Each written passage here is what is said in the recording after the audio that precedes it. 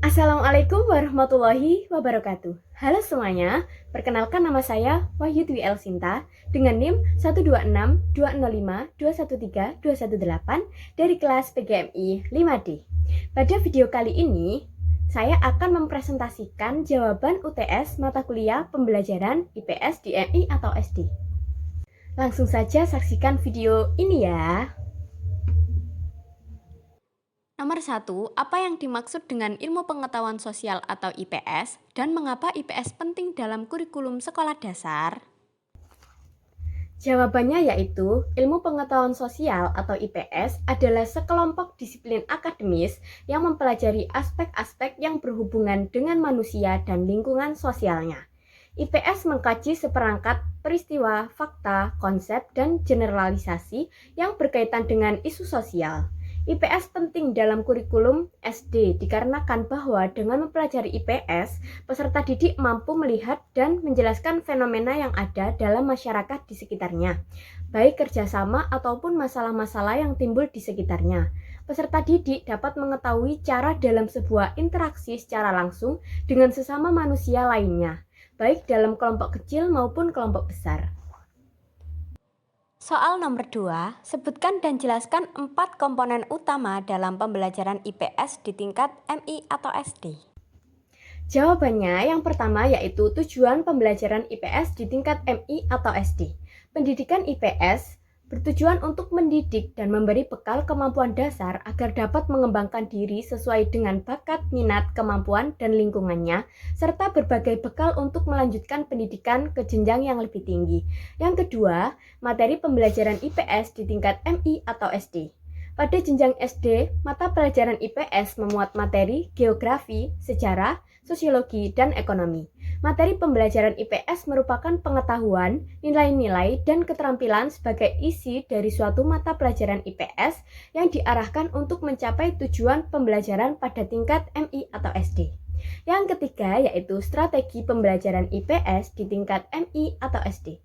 Strategi pembelajaran IPS di tingkat MI atau SD merupakan cara-cara yang dipilih untuk menyampaikan materi pembelajaran IPS pada tingkat MI atau SD dalam lingkungan pembelajaran tertentu, seperti sifat, lingkup, dan urutan kegiatan yang dapat memberi pengalaman belajar pada siswa. Yang keempat, evaluasi pembelajaran IPS di tingkat MI atau SD. Evaluasi pembelajaran IPS di tingkat MI atau SD adalah suatu proses menentukan tingkat pencapaian tujuan pembelajaran yang telah ditentukan sebelumnya melalui cara yang sistematis dalam pembelajaran IPS di MI atau SD. Soal nomor 3. Mengapa guru harus mengajarkan tentang budaya dan keanekaragaman sosial dalam pembelajaran IPS MI atau SD? Jawabannya yaitu karena dapat menanamkan nilai-nilai budaya lokal ke dalam pembelajaran IPS pada tingkat MI atau SD. Hal ini bertujuan untuk meningkatkan pemahaman kepada siswa untuk lebih mengenal budaya lokal. Selain itu diharapkan mampu membantu peserta didik mengembangkan pengetahuan, nilai, sikap, dan keterampilan sosial mereka agar lebih menghargai keragaman dan bersikap toleran terhadap perbedaan-perbedaan yang ada, serta menjadikan peserta didik menjadi warga yang baik dan mampu memecahkan masalah-masalah pribadi dan masalah-masalah sosial, salah satunya yaitu masalah keberagaman. Soal yang keempat, bagaimana berita dan media sosial dapat mempengaruhi pandangan masyarakat tentang isu-isu sosial dan politik? Jawabannya yaitu, media sosial adalah platform daring yang memungkinkan individu dan kelompok untuk berinteraksi, berbagi informasi, dan menyampaikan pesan kepada khalayak luas. Berita dan media sosial dapat mempengaruhi pandangan masyarakat tentang isu-isu sosial dan politik. Dalam konteks sosial dan politik, media sosial telah memberikan dampak yang besar pada proses sosial dan politik serta partisipasi masyarakat dalam berbagai cara.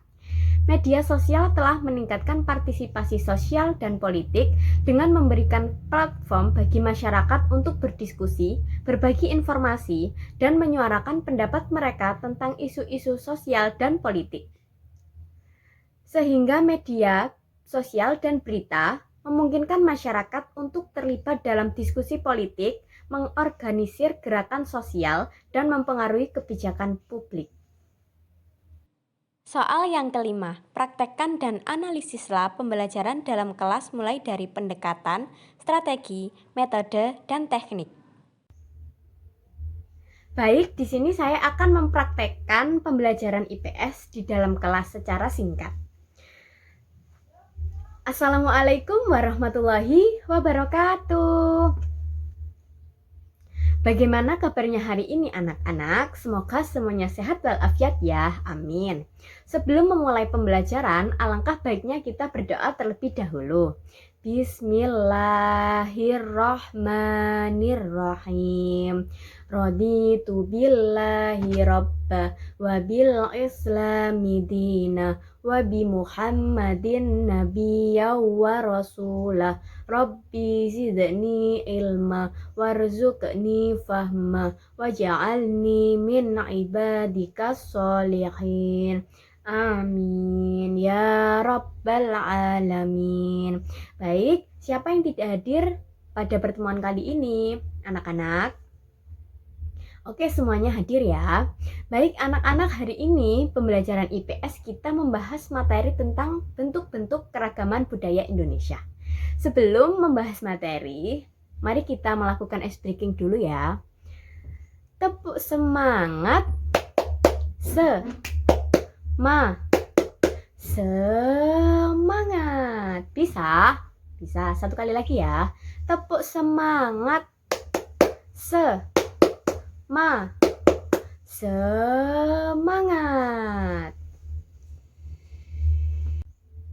Baik, sudah konsentrasi semuanya. Jika sudah, Ibu akan menjelaskan apa itu keragaman budaya di Indonesia. Keragaman budaya Indonesia adalah keunikan yang ada di tanah air yang datang dari berbagai kebudayaan daerah. Munculnya keberagaman budaya diakibatkan dari pengaruh yang muncul di masyarakat sehingga lahirlah kebudayaan itu sendiri. Oh ya anak-anak, di Indonesia ini banyak sekali keragaman budaya seperti rumah adat, pakaian adat, agama, suku bangsa, upacara adat, tarian adat, lagu daerah, alat musik tradisional, dan senjata tradisional. Baik, Ibu mempunyai suatu kertas lembaran. Di sini terdapat gambar. Kalian Ibu suruh untuk mengamati gambar tersebut. Di situ terdapat gambar rumah adat, pakaian adat, agama, dan lain-lain yang mencakup keragaman budaya Indonesia yang Ibu jelaskan tadi. Nah, silakan dilihat terlebih dahulu agar mengetahui keberagaman yang ada di Indonesia, karena keberagaman di Indonesia itu banyak sekali macamnya. Sudah selesai mengamati anak-anak?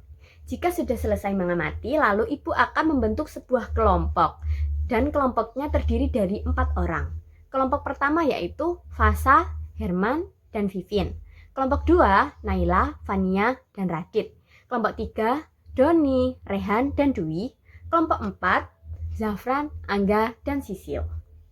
Nah, dalam kelompok itu tadi nanti Ibu akan memberikan soal yang akan kalian jawab pada kelompok-kelompok tersebut. Baik, Ibu akan memberikan waktu 10 menit untuk mengerjakan tugas yang sudah Ibu berikan. Silahkan anak-anak kumpul pada kelompoknya masing-masing. Ibu tunggu ya 10 menit. Sebelum mengerjakan, alangkah baiknya kita melakukan ice breaking dulu ya anak-anak, biar tidak bosan. Tepuk Coca-Cola. Coca-Cola. Cola-Cola. Brrr.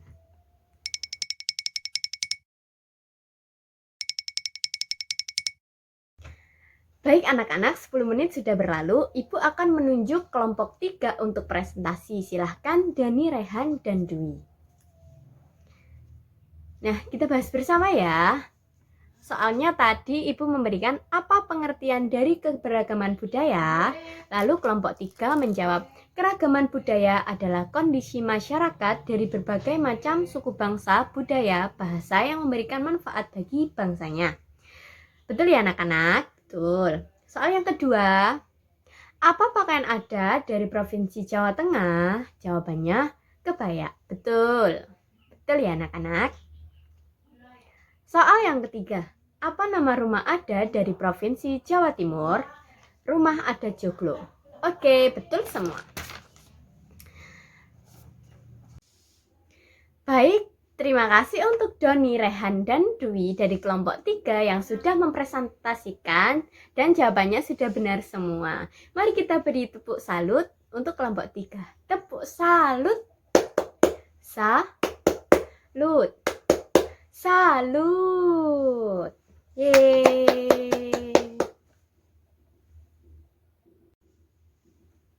Baik, karena waktunya sudah habis, untuk kelompok yang belum presentasi, bisa dipresentasikan pada pertemuan selanjutnya ya anak-anak. Kita berdoa dulu. Bismillahirrahmanirrahim. Rabbana atina fid dunya hasanah wa fil akhirati hasanah wa qina adzabannar. Walhamdulillahi rabbil alamin. Alhamdulillahirabbil alamin. Cukup sekian yang dapat Ibu sampaikan. Jika ada kurangnya Ibu mohon maaf yang sebesar-besarnya. Terima kasih atas perhatiannya ya anak-anak. Wassalamualaikum warahmatullahi wabarakatuh. Dadah. Nah, pada video pembelajaran singkat di kelas yang tadi saya buat, mari kita analisis. Nah, di situ saya menggunakan pendekatan saintifik, meliputi, mengamati, menanya, mengumpulkan data atau informasi, dan mengkomunikasikan. Menggunakan strategi pembelajaran berbasis masalah atau problem based learning atau PBL. Dan menggunakan metode diskusi, pengamatan, tanya jawab, dan penugasan, lalu menggunakan teknik inquiry. Baik, itulah tadi video yang saya buat untuk memenuhi tugas UTS mata kuliah pembelajaran IPS. Atas perhatiannya saya ucapkan terima kasih. Bila ada salah kata, mohon dimaafkan. Wassalamualaikum warahmatullahi wabarakatuh. Dadah, bye-bye.